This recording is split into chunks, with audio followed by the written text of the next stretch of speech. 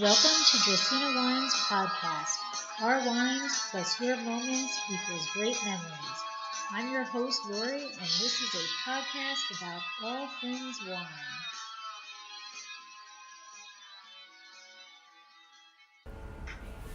Hey everyone, thanks for listening in this week. I have a completely different type of podcast for you today. But before we get into it, if you could please scroll down on your podcast catcher and give us a review so that others can find us more easily. Thanks so much. So, have you ever wondered what a masterclass in wine is? Well, I have, and honestly, it isn't easy to find out. Even Google wasn't helpful. But thanks to my friend Nick Berube, aka Winecom Guy, I learned that in order to be a master class, the instructor is a leader in that area of study, and the people invited are either influencers, buyers, or somms. So I am even more honored to have been asked to attend the master class tasting on the Wines of Macedonia, led by sommelier Roger Bissell. And what's even better is that you too can attend this class. Well, sort of. I recorded the presentation for this week's podcast. I did edit out some of the tasting portion because honestly, I don't enjoy listening to people tasting unless I have a glass of it in front of me. So I hope you enjoy learning about the new to me wine region and the grape known as the Black Stallion. Slancha.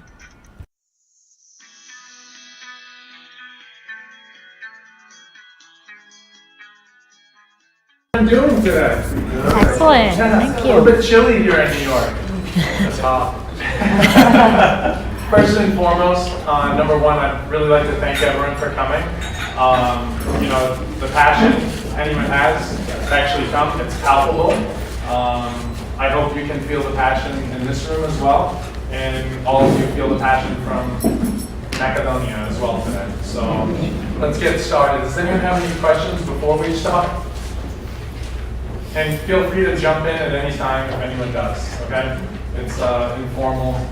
I'm not going to be this pretentious person preaching from a pulpit today, so just let's have a little bit of fun, okay? So first and foremost, for anyone that isn't familiar, I kind of wanted to go over, where does Macedonia actually sit in the world? Some of us might not be as familiar. If you are or you aren't, I'm going to come on this side actually. So obviously, Macedonia is the country in red here. You can see, everyone knows that this is Italy, right? Right here.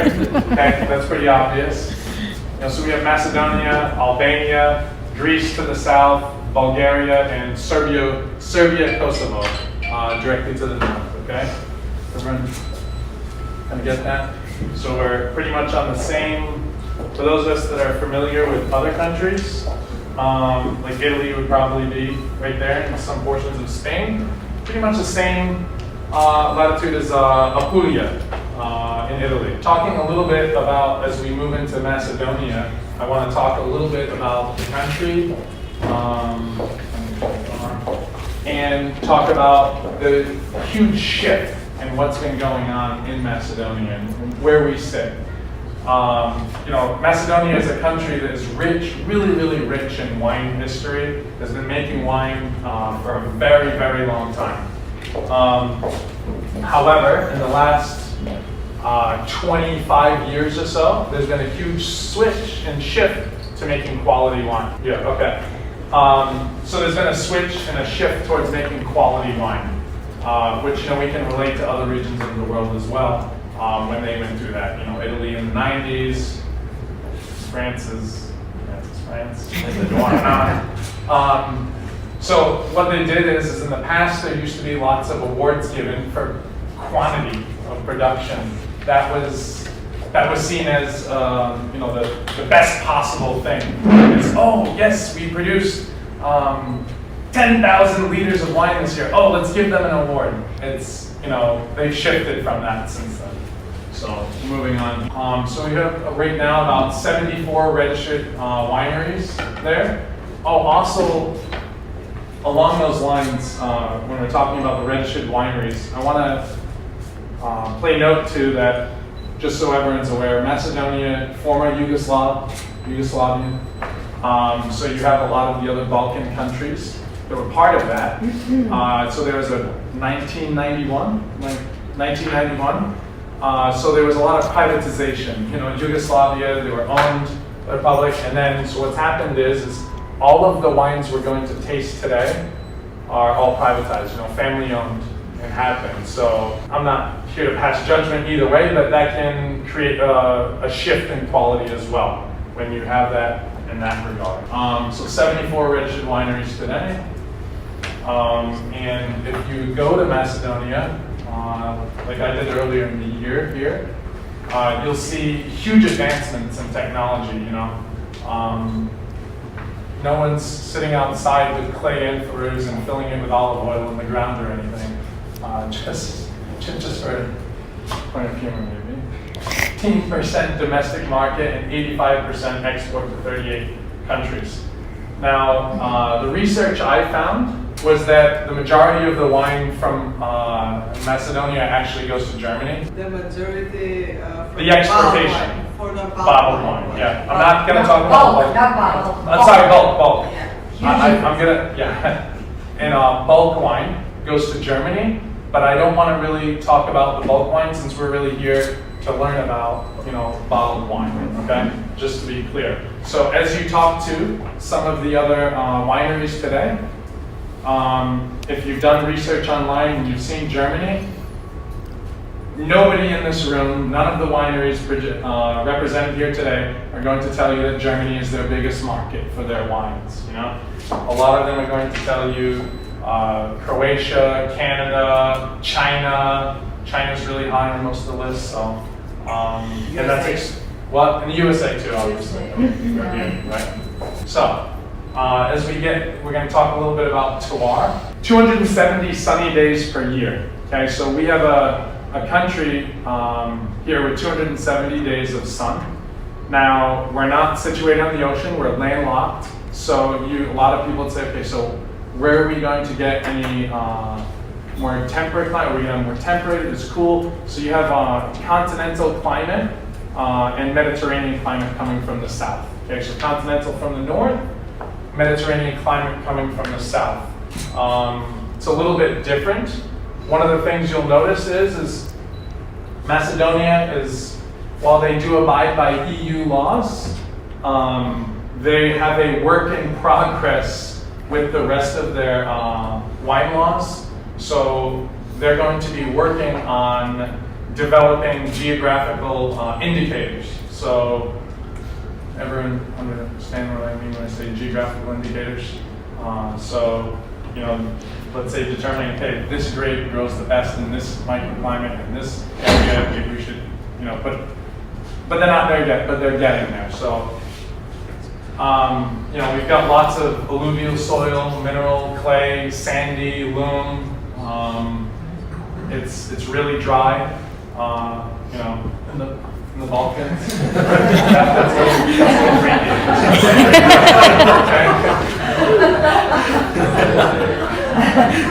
So when we get into Macedonia, so we have 3 main wine regions. So you have your western wine region, your eastern wine region, and then you have your central river valley right here. So pretty much 80% of the wine is going to come from right in here. And then within it, you're going to have 16 different districts within. And the majority of the wines we're tasting today are going to be coming from the Tikves wine district, which we'll get into. So don't confuse, as you see your tasting notes, don't confuse Tikves wine district with Tikves the winery. The winery was actually named after the district. Okay, so and it can be a little confusing, so let's not get hung up on that. Okay, so as we see right here, we've got, you know, Mediterranean climates and influence coming here, and we have continental coming from the top. Has anyone had any other wines from the Balkans? And now, a word from our sponsor.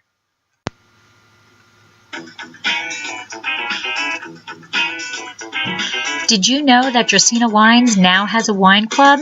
We named it the Chalk Club. Draco was on our label, but Vegas was getting a little jealous, so we decided he deserved to be our club spokesdog. In Las Vegas, betting chalk means that you are betting on all of the favorites. We are betting that we are one of your favorite wineries, so we thought the name was apropos. The club is simple, yet a bit different than most. When you wager on us, we will ship you 3 bottles of wine twice a year, once in April and once in September. You can choose all red or mix of red and rosé. You immediately receive 15% off of all your wine purchases throughout the year, but what makes our club stand out is the progressive discount. Let your club membership ride into the next year. Your discount increases. Each year you parlay your membership, you receive an additional 5% off up to a planned maximum of 25%. Your club shipments are discounted to a flat $15, plus we'll cover your club shipping cost for your second shipment. That's $15 house money in a sure bet for you. So please head to our website, dracaenawines.com, and find out all of the benefits of joining the Chalk Club and how to sign up. We've stacked the odds so that you can get our award-winning wines without breaking the bank. Now, back to learning more about Macedonian wines. Okay, so let's get into, today we're going to be trying, obviously, the pronunciation, and excuse me, I might even mess up a few of them myself, and feel free to jump in and correct me. We have the Vranec. That's the major varietal we're going to be tasting today. There's 2 of the wines we're tasting that are going to be blends, but predominantly Vranec. So some of the other local reds you're going to find if you go to Macedonia are going to be Kratosia, Stanoshena, Prokupek, Temjanica, Smederevka, Zilavka, and Zubjanka. And then there's a huge influence with international varieties. Will you laugh at me at my pronunciation? No, we're actually saying it was really good. It was really good. So there's a huge influence with international reds and wine. Everyone knows this, except for Dracaenawines. That obviously. As we, we're going to get into Vranec. I want to talk a little bit about the history behind Vranec, which is what we're trying. So Vranec, which actually means strong black stallion, wild horse. There's different variations of it. Raven, black, the tameable, an untamed, unbridled black Mustang, or if you will, from the United States. I want to talk a little bit about how it got its start in Macedonia. So in the 1950s, you had a professor, I believe Nastev. Yeah. Professor Nastev, during the 50s, he was studying different varieties in Macedonia, and he had different plantings of multiple different grape varieties, but specifically of Vranec. And in the 50s, he said, you know what? This is really, really suited for Macedonia. But Vranec was actually from Montenegro. So just so everyone understands, it's indigenous to Montenegro. What they did is, if you look at Vranec today, 80 to 90% of the Vranec in the world actually is grown in Macedonia. So very similar to Carmenere, maybe in Chile, how they took it from the French, and the majority of Carmenere is actually grown in Chile, or maybe Malbec, same thing, Bordeaux. It's actually from Montenegro, but it's found at home in Macedonia.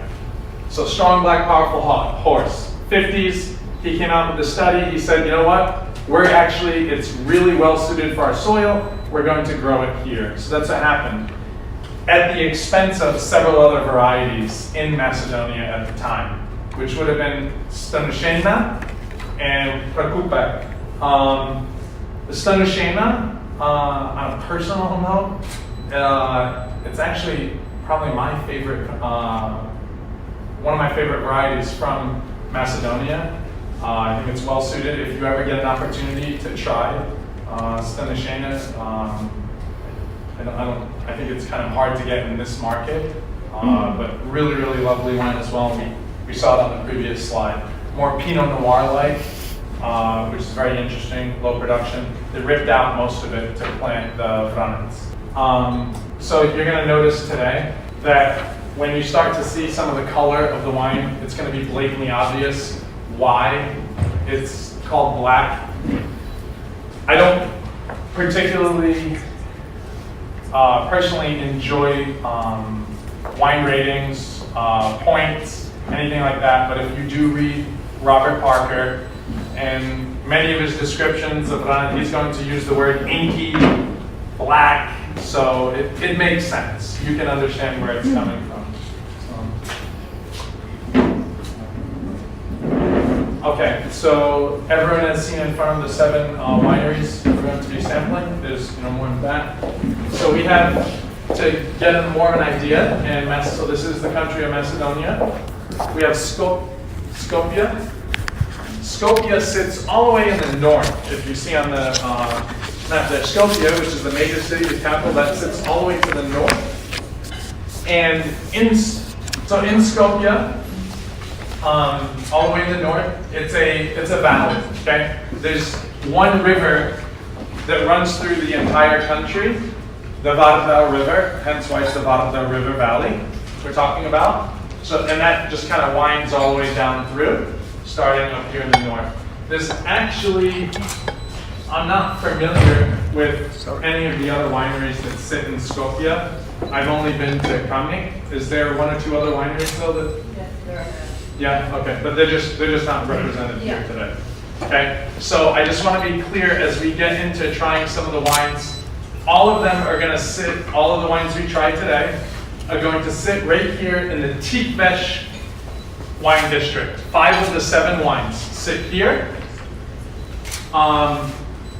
Kamnik actually gets their, for the wine we're going to try today, you're going to see they actually get their grapes from down here, from Tikves. So that just happens to be where their main chateau is.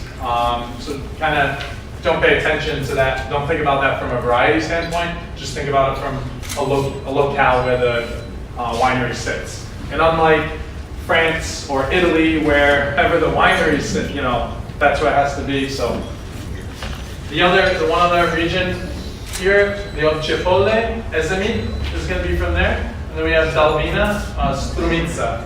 So we know what it means. Now let's talk about the actual variety. It's a big. There's different expressions of the grape. You're going to notice here today, as we try this, you're going to have multiple expressions of the Vranec today. But some of the things that are going to run prevalent throughout all of the Vranec is going to be notes of dark berry, so maybe blueberry, sour cherry, maybe candy cherry. On a couple of these wines today, I got a little bit of tar. Maybe it's just me. I'd like to hear your feedback as well today. But it reflects the terroir. Specifically, you can tell when you have this, you can tell this is Macedonia. Okay? They might have different representations, but distinctly Macedonia. Warm soil climate, so obviously we're going to that's going to mean that we're going to have really high alcohol wines today. So I hope some of you all had something to eat. Okay, some high alcohol wines. Bright purple hue. As it ages after a couple of years, you're going to start to see changing a little bit of color. But because it's so dark, you're never going to get any of those brownish or nutty. I haven't seen it yet. I've only had wines back to, I think, 05 from them. So dark ruby, chocolate cinnamon, all of them. Just to go back, so Vranec is the most popular planted variety. Not that we're covering it today, but I really want to let everyone know from a white wine perspective, it's Smederevka. That is the most popular white planted in Macedonia. So first one, we have Popov Winery. So we've got a 20-year-old winery, roughly. That is actually a little bit misleading because this particular winery, actually the vineyards were first purchased in 1990, I believe. So they actually started out as more of a a hobby. In 1990, this particular winery, it was really just for personal consumption. Okay, they were working on it themselves, they were working the land. In 2001, they finally formed the winery. 03, I believe, was the first vintage they ever had. Is that correct? Yeah. 03, first vintage they ever had. So, you know, what we're dealing with now, you know, if you think about it, is we've got about 11, 12 vintages in right now to understand. So, first one sits about 300 meters above sea level. Pretty much all of the wineries today that we're tasting, density-wise, we're looking at roughly between 4,000 and 4,500 on the density of vines per hectare. Really good drainage. You're going to taste a lot of, on this first one, you're probably going to taste a lot of acidity. You're going to smell that soil, definitive clay, earthy. Sure, you can feel the terroir, you can smell the terroir. Sour cherry, for sure. Yep. I'm getting a little bit of skin of the plum. Anyone feel the alcohol? Yeah. Anyone feel the acidity and tannin in it as well? I mean, it's there. You can feel that. So, being that it, you know, this country in its move towards quality is still beginning to understand the terroir, work their microclimates, have their working process with you know, geographical indicators. I think potential, you know, you're going to see a lot of potential. There's a potential for a lot of volatile growth, I believe. But from an aging perspective, you know, everyone has a different perspective on age. But I personally see this is a 2013 vintage we're tasting today. We're going to be tasting a couple other 2013s, some 2012s, some 2016s. You're going to notice the difference in microclimates, but you're also going to notice the difference in winemaking techniques. So you're going to see, you're going to feel the difference in oak. Oak is going to be one of the big differences we're going to understand between the different wineries. So to be clear, there's Macedonian oak on this one. Now the blends, it says 30 months Macedonian, so it's 70-30. What that means is they actually put 70% of their wine in Macedonian oak barrels, and then the other 30% they blend at the end. So it's not where they're actually putting it in Macedonian first and then switching to French oak barrels rather. Macedonian oak is going to be a little bit more similar to American oak, although you can feel distinctly that it is different, but it's much more closely aligned with American oak than French oak. You're also going to notice, I think, that the commitment to Macedonian oak, you know, what grows together goes together in that sense. They're feeling that the Macedonian oak is a natural complementary to it. Just one quick question about the agriculture. Is there a large effort in going into sustainability and natural, or is that something that's already done that way? Yeah, good. I didn't even get into that. So all of the harvesting, I'll start with just the harvesting. All of the harvesting is done by 100% by hand in Macedonia. Everyone harvests 100% by hand.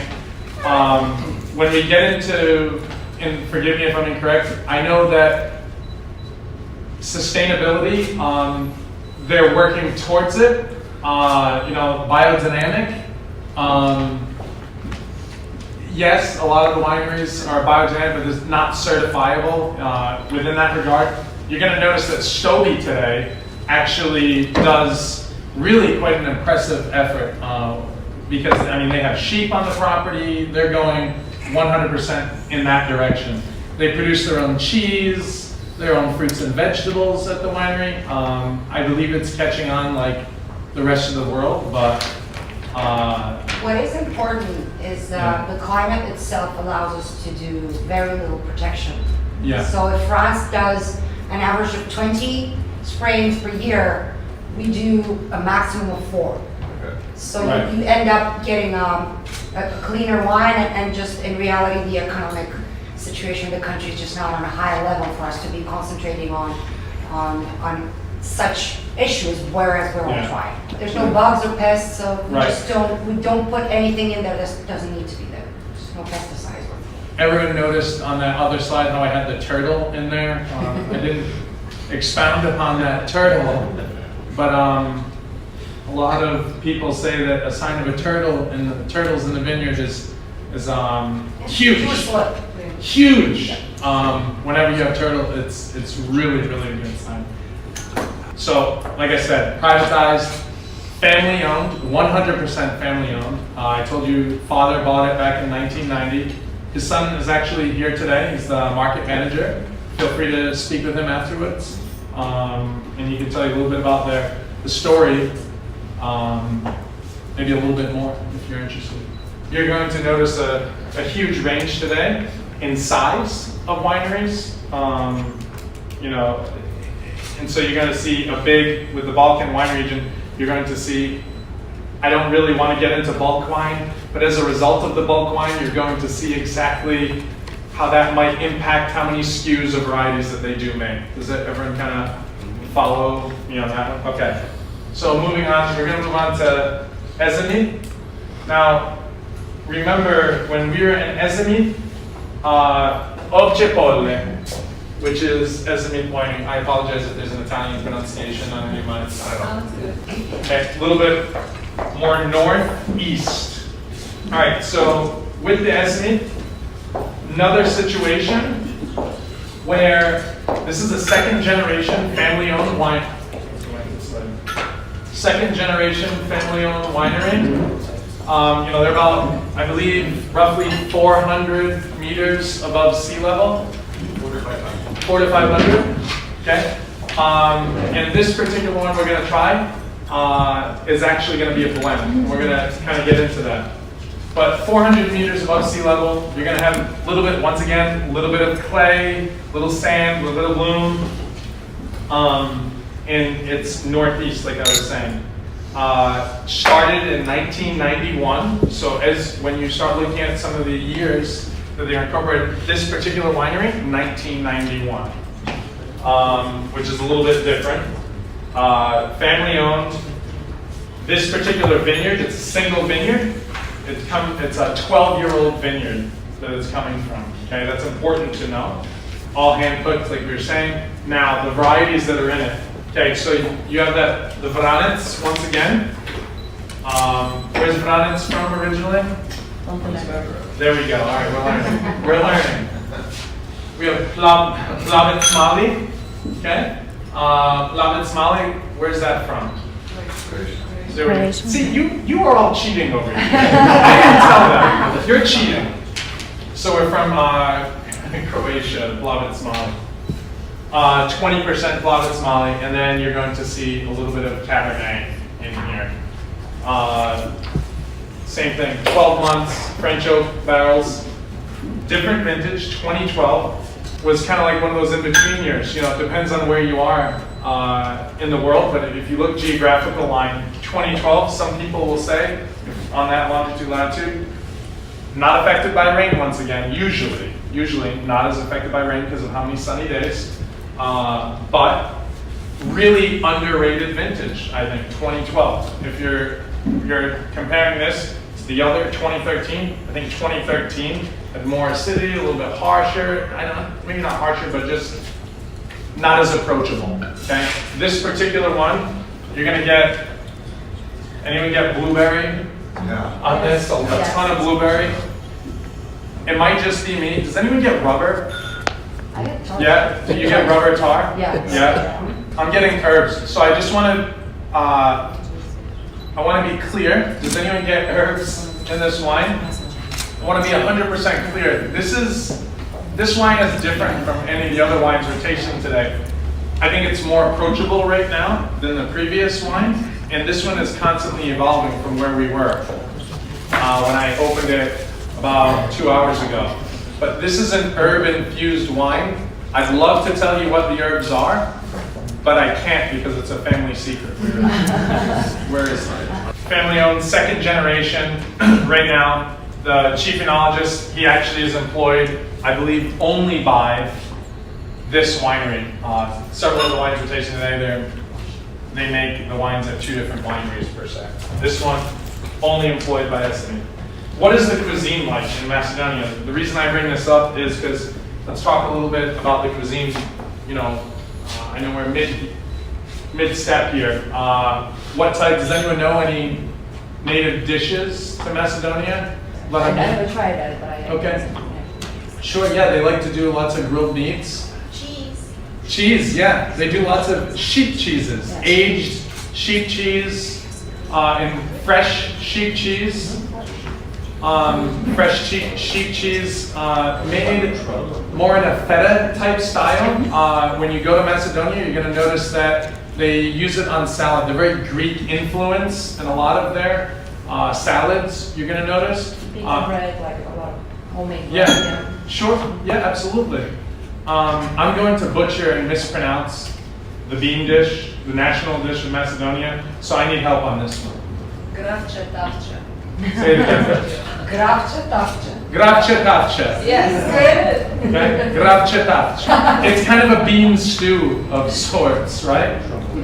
Yeah. They're Okay. white beans, though. It's really important. And not Fagioli. So I guess fagioli. It's really Italian white beans, but stewed to perfection. Stewed to perfection. There you go. Really delicious. So some of the other items you'll find in actually one of my favorite. So everyone understands, maybe not, but zucchini. In our zucchini family, you have different types of zucchini. Here in America, we call summer squash and basically just zucchini. We don't really have, we have multiple types of squash, but we really only have ones, I mean, really everyone calls zucchini. Over there, they have a couple of different types of zucchini. I don't know if you want to call it courgette or ambro, when it's picked really, really young. Their zucchini is absolutely delicious. It's one of my favorite zucchinis I've ever had. It's going to be the same shape as the zucchini we know here. At nearly every restaurant you go to in Macedonia, zucchini is going to be on the dish, and it's absolutely delicious the way they grill it. It's really, really pleasant. They're whites and with grilled, because it is grilled. One of their other peppers that they like to serve as complimentary with the zucchini. I'm not really sure what the name of it is, but it looks exactly like what we have here is Hungarian wax peppers, which we call peperoncini. What is it? No, or I The type of They have a pepper they use there. On any menu, it's going to be called pepper. That's it. If you go. The pepper is in the shape, everyone knows a Hungarian wax pepper. You know, it's almost like a fluorescent yellowish green, okay? And normally here, it's spicy. You know, you pickle it and you make it into vinegar, and so that's what they use to make peperoncini. There, it's beautiful. It's more like a bell pepper texture and that we have and its flavor, but it's not as bitter as or maybe tannic as the peppers that we have here. They're really soft, probably a little bit closer to more when you get into the red and yellow and orange bell peppers, how they're not as strong of a bite, more similar to that. Once again, when they're charred, Vranec can pair really, really nicely with that. It's very, indigenous. It's indigenous cuisine. And now, a word from our sponsor. Hey everyone, you know how crazy we are about dogs. Well, we have teamed up with Cherrybrook Premium Pet Supplies to provide you with a $10 off your $100 order using code PRIDE10 or $5 off your $75 order using code PRIDE5. Cherrybrook proudly offers an extensive selection of USA-made products in all of their departments. Cherrybrook specializes in pet foods containing healthy, natural ingredients with only named protein sources, whole grains, and holistic ingredients, with many grain-free and raw frozen foods as well. They carry a comprehensive line of natural, holistic, and organic supplements, which when combined with a healthy diet, will help ensure that your fur baby lives a healthy and happy life. So use my link, rebrand.ly/Dracaena Cherrybrook, to show your favorite fur baby how much you love them, and save $10 off your $100 order using code PRIDE10, or $5 off your $75 order using code PRIDE5. That's rebrand.ly/Dracaena Cherrybrook. Now, back to learning more about Macedonian wines. All right, the next winery we're moving on to is going to be the country's largest winery. We're moving into Tikves. Tikves, not to be confused with what? The region. District within a region. Okay, so we have the Vardar River Valley. That's one region. Within that, we have 16 districts. Tikves wine district, where 83% of the country's wine is grown, isn't it? But Tikves, okay, so this is the oldest winery, not family owned, but the oldest winery. I believe it's 1884? 1885. First started in 1885. To put that in perspective for some people, that's a year or two before Coca-Cola. Just 1 year before.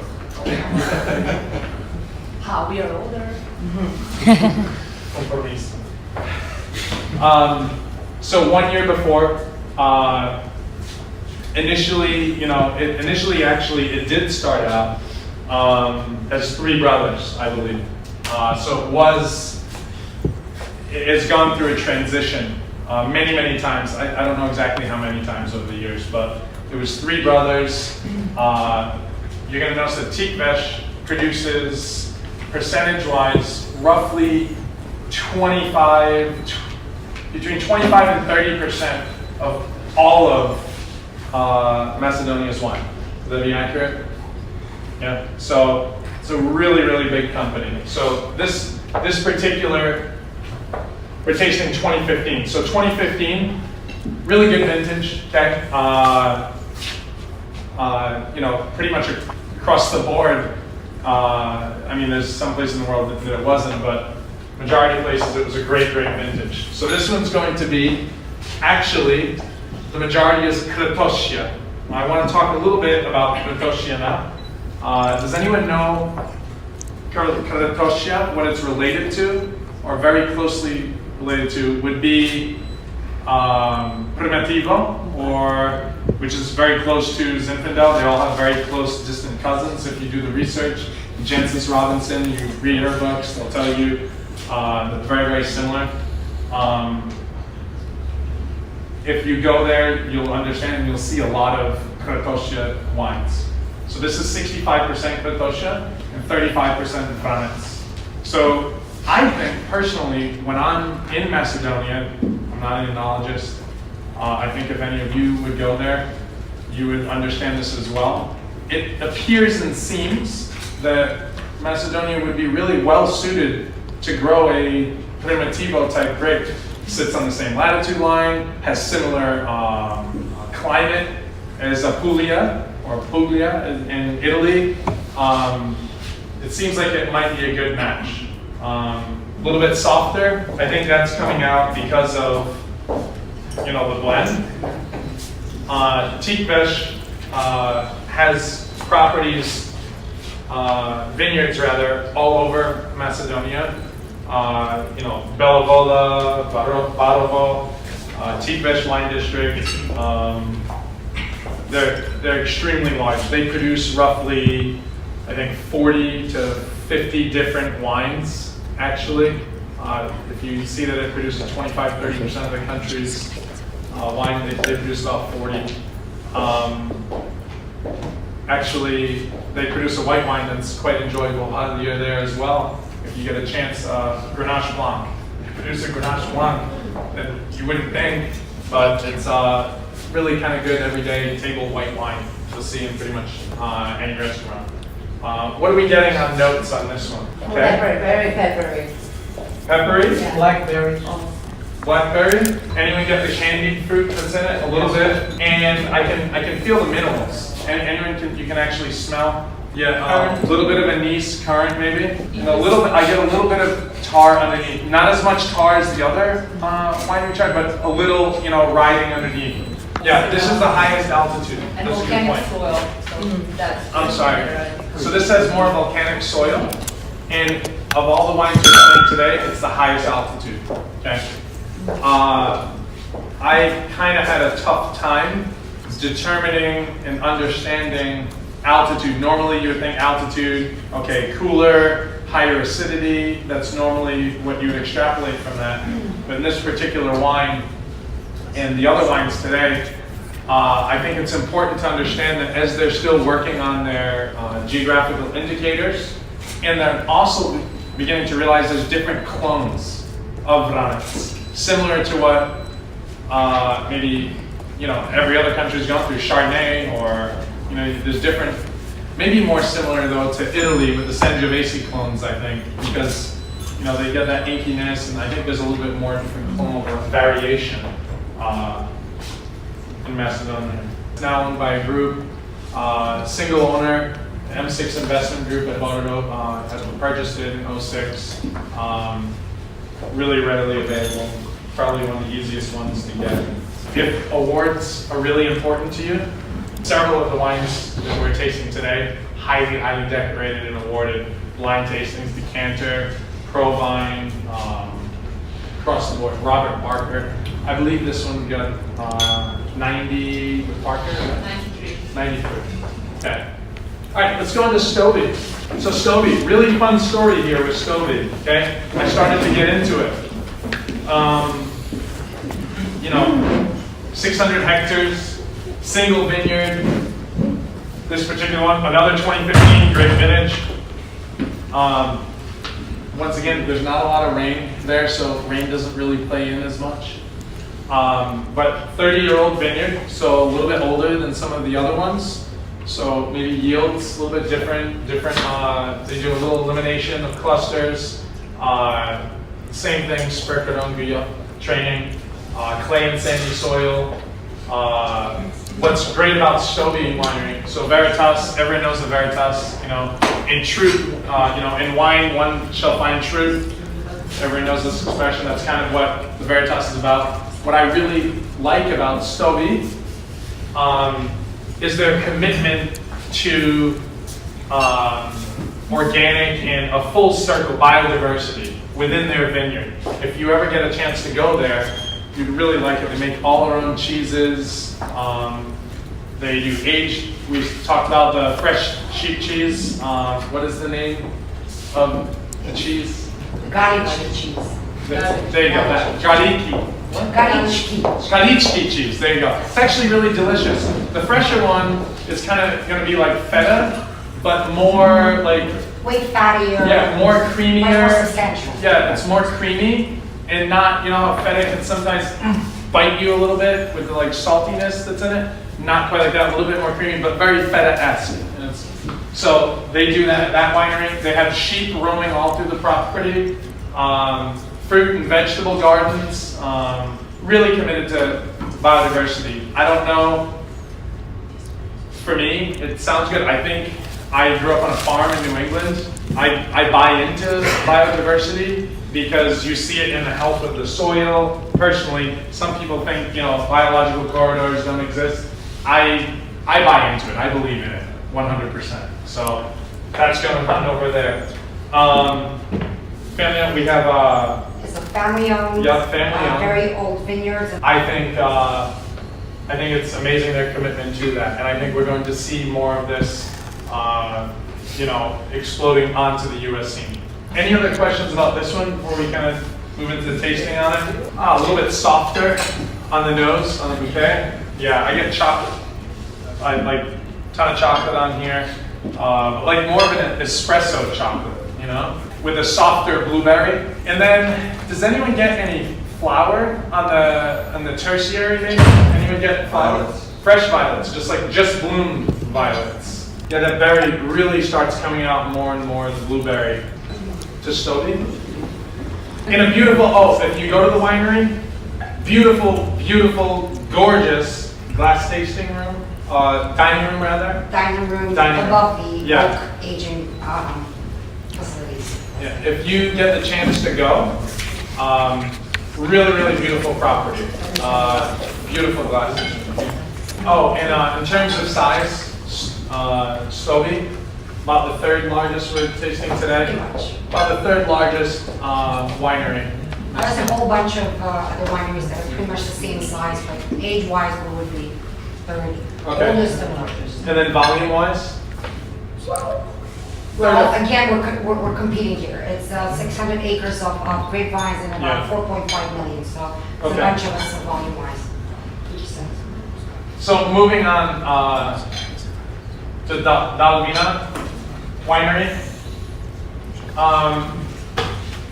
Can anyone tell me the entomology? Dionysus. We have Greek and Roman Dionysus, Greek Bacchus, as we learn in our song courses, Roman, so harvest.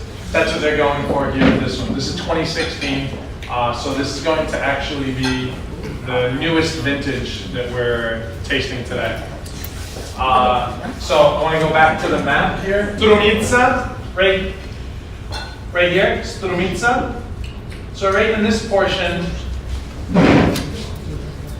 of Macedonia, down here, okay? So that's where that sits, Dalvina, okay? So Dalvina, we've got another vineyard, it's around 2001, okay? Real commitment to excellence once again, because, they purchased 2001, but they actually didn't come out with their first vintage until 2008. Now, as you look at other new vineyards around the country, it varies in different countries. Some people are coming out with vintages within 3 years, 2 years of putting in the vines. So they waited 7 years here before they started actually producing. Okay. Same sandy soil, Vardar River, but we said Strumica, 350 meters above sea level, 20 months. We're looking it's French and American, I believe. Yep, French and American.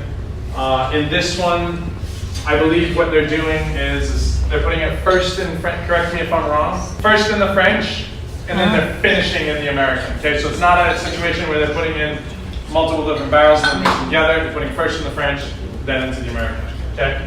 Alcohol-wise, on this Vranec, it's 100%. What do we think? Smell the oak. Okay. Yep. For sure. Tobacco. Yeah. So we keep on coming up with tobacco here. What's the largest agricultural product produced in Macedonia is actually tobacco. Okay. Makes sense. Why? If you look at the climate, it's the climate. Okay. Just like in the U.S., we look at North Carolina, Kentucky, all those states down there, same thing, tobacco. And you'll feel a lot of that tobacco in the wines here as well. What else do we notice about this one? Floral. Still, we got a little bit of violets in there on this one as well. Still berry. We get a little more candy, cherry, you're gonna notice. Yeah. Orange peel. You get, orange peel comes in on the tertiary. It rides through right through the center of the nose. You can feel it, kind of like singeing the citrus from the orange kind of singes your nose hair right in the center there. A little bit softer, I feel, on the entry than some of the others. But then on the finish, you immediately sense the 2016. You immediately can tell it's younger, you can feel that. How long? So as a result of the fact that, we're looking at 10 to 15 years, maybe 20 of quality wine production. Where do we put this in terms of aging potential, or where do we put it in terms of on the curve? Okay, where would we put this on the curve of how much time does it need to taste its best? Personally, I feel that a lot of these wines are going to start to taste optimal probably around the 5 to 7 year mark. I think. I'm thinking it's right in that range right there. However, I think the potential might be to age maybe 10, 12 years, high end, some of the wines. And obviously, everyone knows tannins, acidity, that's what makes it age worthy. But I think it would be really interesting to understand how these wines age. You know, the majority of their wine they're exporting to China, Croatia, I think Japan. Most of the wineries are really huge in China, Japan, Croatia. Credited as starting it all in Macedonia. So Bovin Winery. Bovin Winery is credited as starting it all because Starting it all in the new era. After Tikves. So it's going to be You didn't even let me finish my sentence. Macedonian Pride there. Okay, when I say starting it all, remember we talked about for about 15 to 20 years, there's been this shift in Macedonia producing higher quality wine, moving away from bulk. So 1998, Bovin said, you know what? We're only going to produce quality bottled wines, zero bulk. That's all we're going to do. So, I mean, they traveled all around the world, tasting different wines, trying to understand what it takes to create a quality wine. And they came up with Aigupka. This is their flagship wine, correct? This would be your top wine, yeah? No, we can do more. Two more. I haven't had the pleasure of having them. Aigupka means literally the gypsy. So, like Egyptian gypsy. This isn't politically incorrect at all. The gypsy, if you notice, she's right here, okay? Right there on the bottle. When you're looking at this particular wine, you're gonna see we've got aged 20 months. You're going to feel the oak on this wine. But they're staunch supporters of using Macedonian oak, okay? They firmly believe that. And, for the most part, all of the barrels that they use are about medium plus, for the record, except for Bovin. Bovin is actually going to use a combination. So what they do is they use a combination of medium plus and heavy oak. They finish in the heavy oak. Is that? Yeah. So they finish half the time in heavy oak. This is one of the most decorated wines from Macedonia. What do we think on here? What types of notes are we getting? Does anyone get a little pear underneath? I think that's like maybe tertiary, but raspberry, okay? Still candied fruit, yeah? I get the oak too. I mean, you can feel it. I get the plum as well and tobacco. Wow, it's a hot wine, huh? Yeah, on the tip, right? I was thinking about something I had last night that reminded me of this sage and pumpkin agnolotti. No, sorry. No, it was agnolotti last night. I get that sage. I still have the sage in my mouth. Acidity-wise, you're getting a little bit higher acidity from this wine than from some of the others. Yeah? Can you feel the acidity as well? So age-wise, what do you think is going to happen with this in time, with age?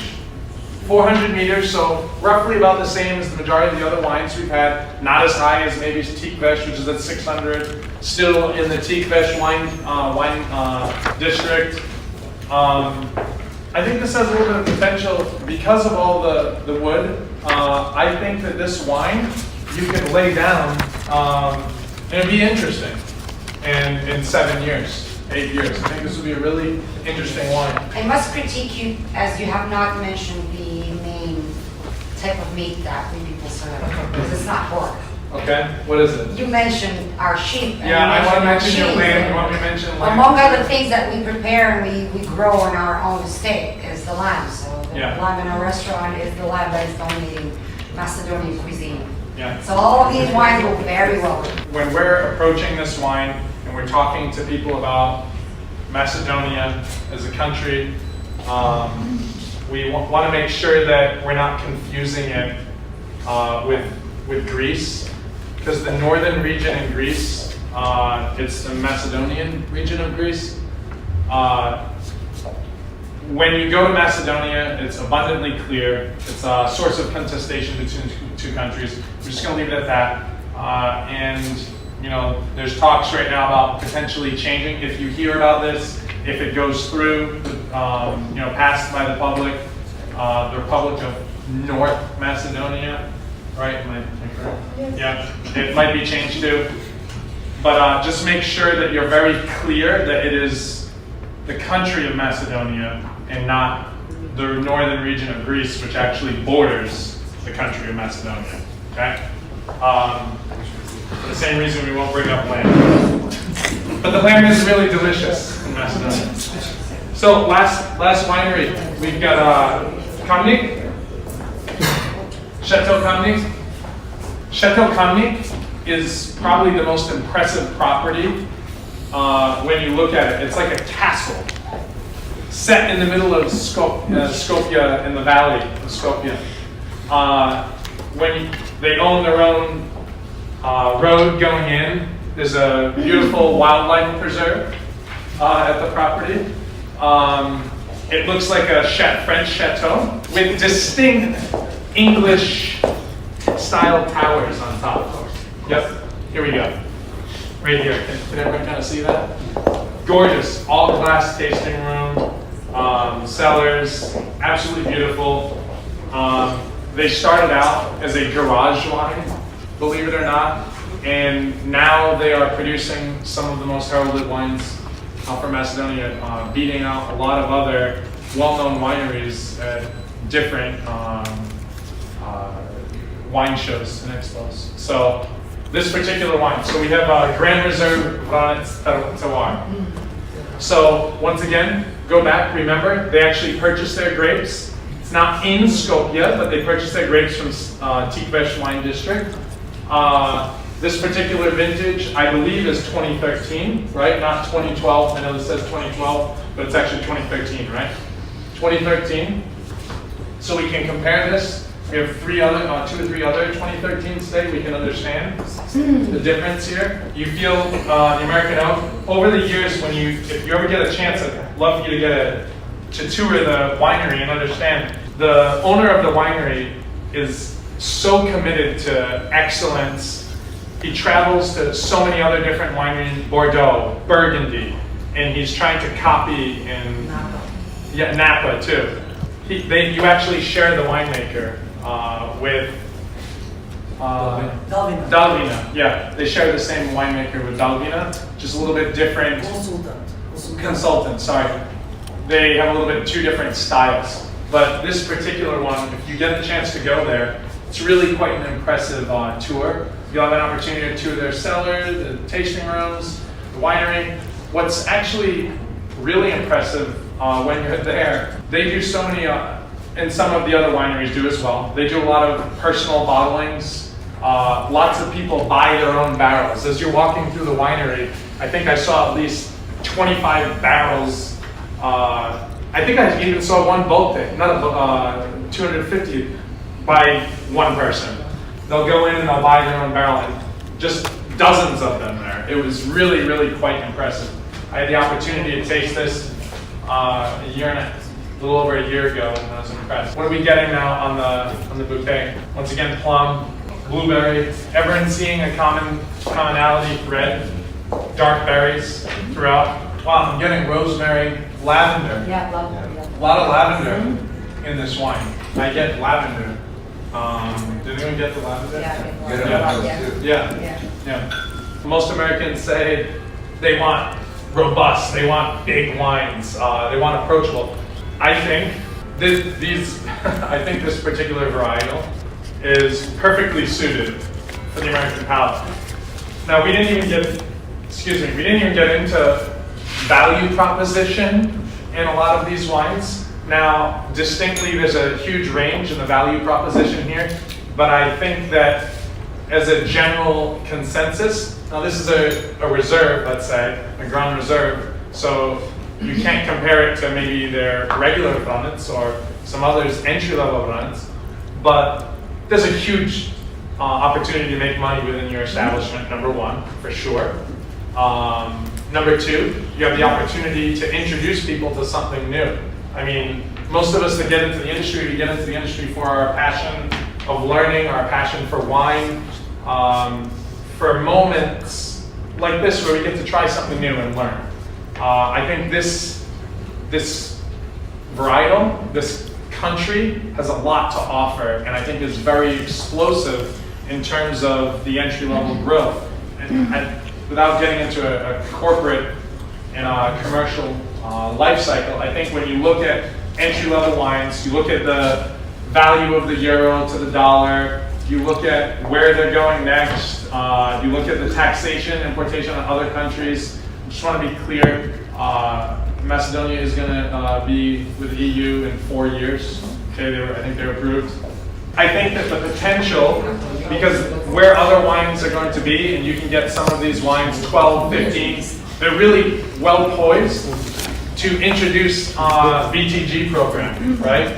I think it's a good opportunity to pour something new and introduce people to something new, specifically with the stereotypical men saying, I want a strong wine. So I hope you enjoyed coming to, it's been a pleasure to come to New York and share this with you.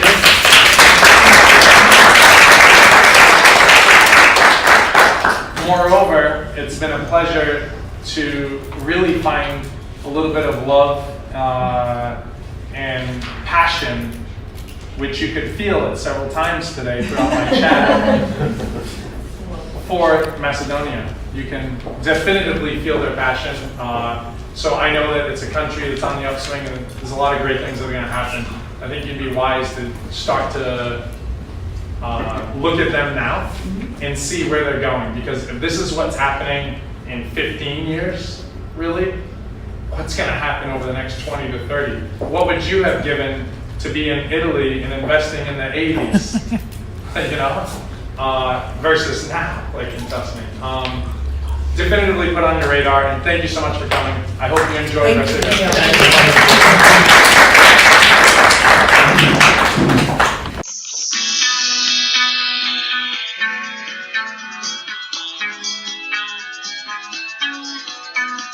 Thanks for listening to Dracaena Wines podcast. If you have suggestions of what topics you would like us to discuss, please reach out to us on social media or at dracaenawines@gmail.com. If you liked our podcast, please subscribe at iTunes, Stitcher, Google Play, or whichever podcasting program you use. To easily subscribe at iTunes, please go to bit.ly/Dracaena podcast. That's bit.ly/D for Dracaena and capital P for podcast. We would greatly appreciate you leaving a review on your favorite system. It helps others to find us. Let's get social. Find us on Twitter, Instagram, Facebook, Snapchat, Pinterest, YouTube, Google+, and Periscope at Dracaena Wines. And I am on LinkedIn as Lori Hoyt Budd. Check out our award-winning wine at dracaenawines.com, and remember to always pursue your passion. Sláinte!